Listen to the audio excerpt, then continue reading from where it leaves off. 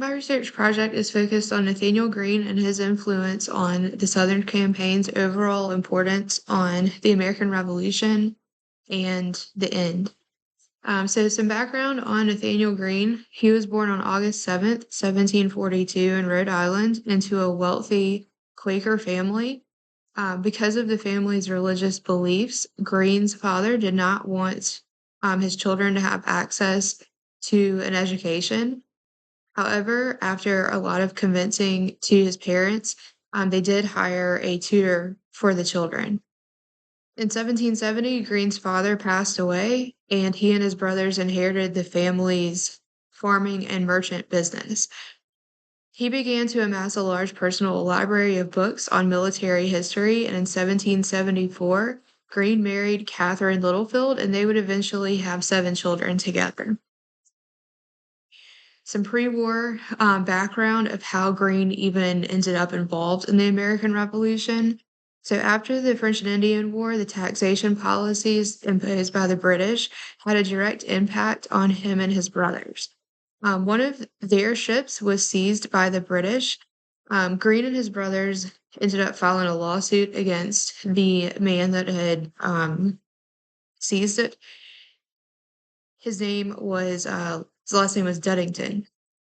So his ship ended up being burned in the well-known Jasp Bay affair, while Greene's lawsuit was still pending.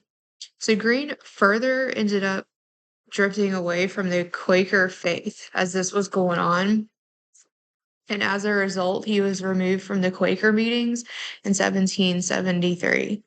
After more acts were passed by the British, specifically the Intolerable Acts, Greene helped put together the Rhode Island State Militia.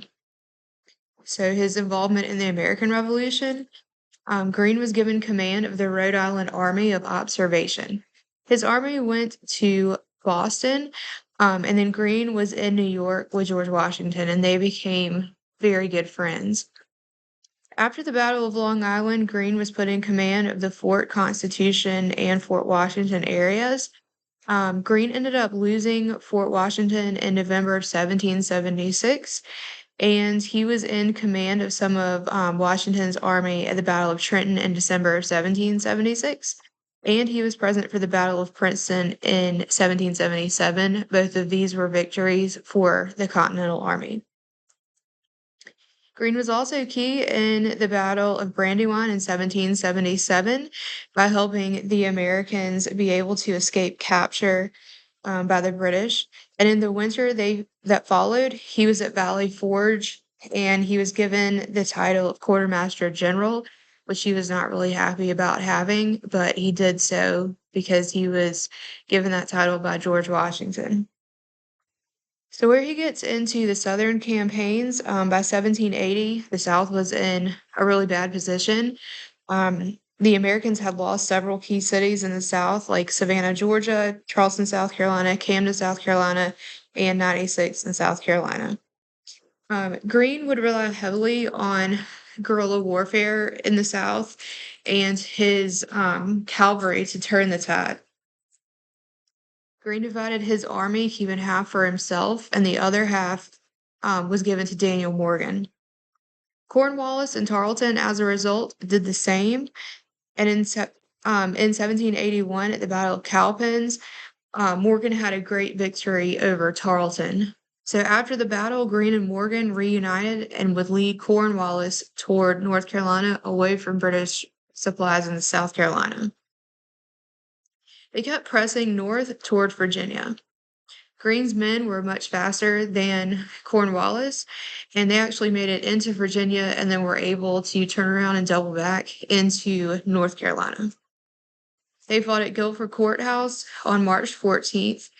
This was a British victory. However, Greene inflicted heavy casualties on the British. Cornwallis was steady moving towards Yorktown, Virginia. Greene came back into South Carolina, where he fought at Hobkirk Hill in Camden, South Carolina. It was kind of the same story as Guilford Courthouse, where he inflicted heavy casualties, but it was still a a victory for the British. Greene attacked 96. It's not a victory, but the fort was then abandoned, and he moved to the Battle of Utah Springs next. Continentals retreated, but the British had high casualties as well. At this point, Washington was attacking at Yorktown, and eventually Cornwallis would surrender on October 19th.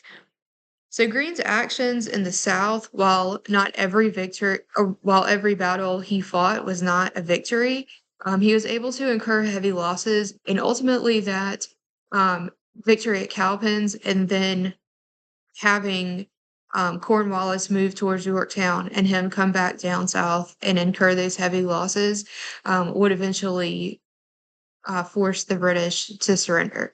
So overall, he was a very important key player in the British having to surrender. Thanks for watching. Y'all have a great night.